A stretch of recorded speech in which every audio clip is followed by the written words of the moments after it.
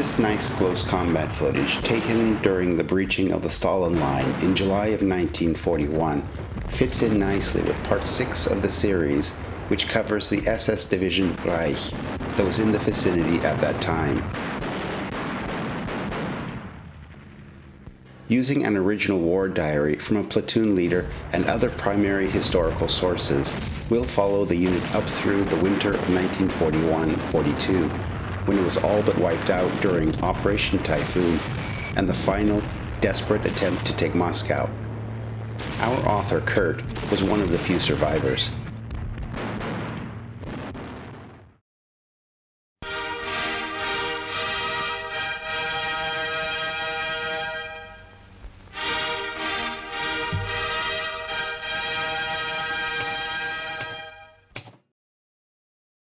Here in part 6 of the series, in addition to Kurt's translated entries, I'll show related rare film footage, the German High Command Situational map for July 11th, and another clip from this 1941 training film. There's also a link to the entire series, so stick around. It's worth it.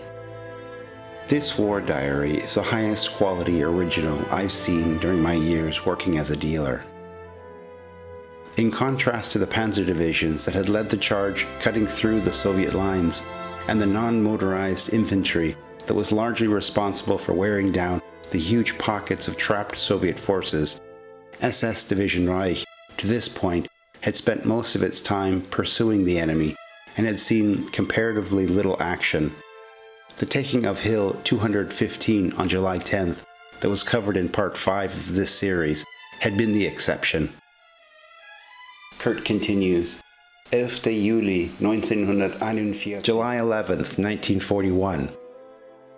At daybreak, together with our battalion's commander, SS Sturmbannführer, or Major Harmel, we are the first to arrive to the Dnieper River with the task of finding an appropriate location to make a crossing. After carefully approaching raised bluffs lying on the west bank of the river, we're able to see an extensively built-out network of trenches. At closer look, we're pleasantly surprised to see that the maze is unoccupied. Incredible! Throughout the afternoon, the troops arrive by vehicle to their designated locations along the bank of the river.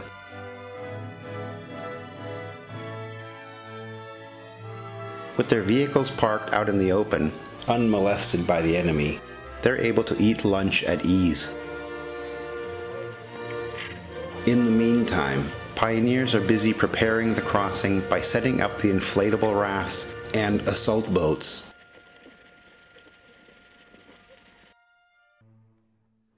At 1700 hours, the actual crossing is made without incident.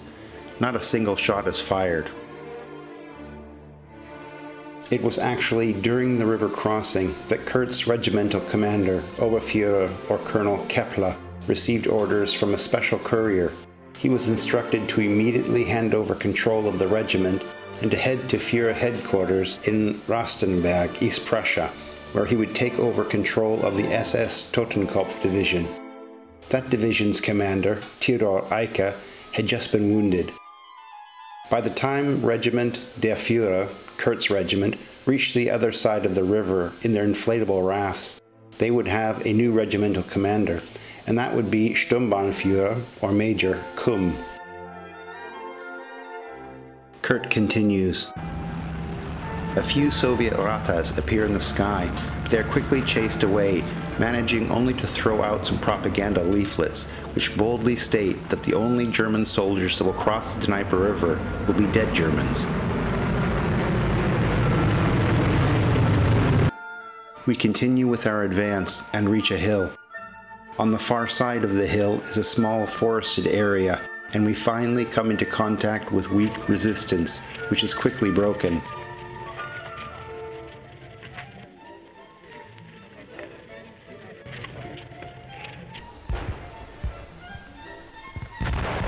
When we enter the area, we're surprised to find the Soviet artillery fire base that had caused us so much trouble during our assault on Hill 215.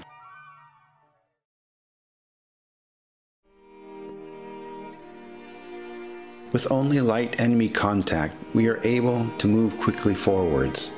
The combination of heat and dust is almost unbearable. What we really are missing most is something to drink. We can't make use of the wells that we pass, and our supply column is quite a way back. Around dusk, we suddenly come face to face with a Soviet supply convoy that's moving towards the Dnieper, completely unaware that we'd already crossed the river almost 8 hours earlier.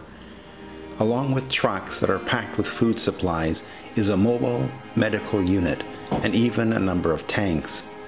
There are also numerous complete sets of Soviet officers' equipment.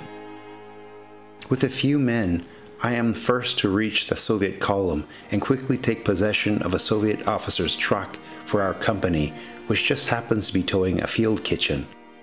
Along with other food supplies, there's plenty of tea and sugar, which is immediately made use of.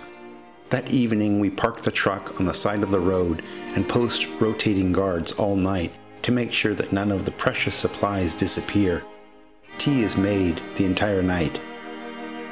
Now here's more of that attacking infantry training film, and after that, the situational map for July 11th of 1941.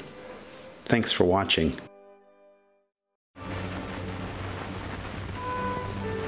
Die Kompanie macht sich nach anstrengendem Vormarsch und kurzer, aber gut ausgenutzter Rast fertig zum Antreten.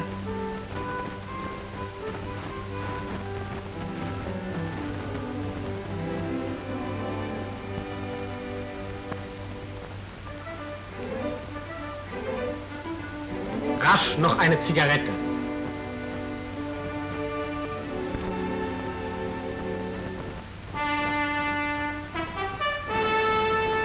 Der erste Zug tritt an.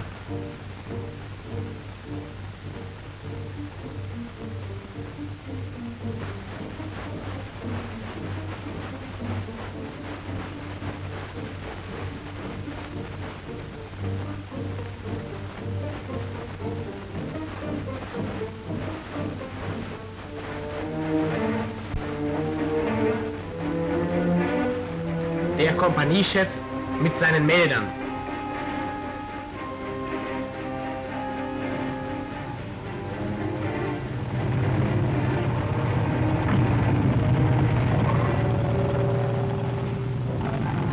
Die Züge überschreiten gut auseinandergezogen eine freie Fläche.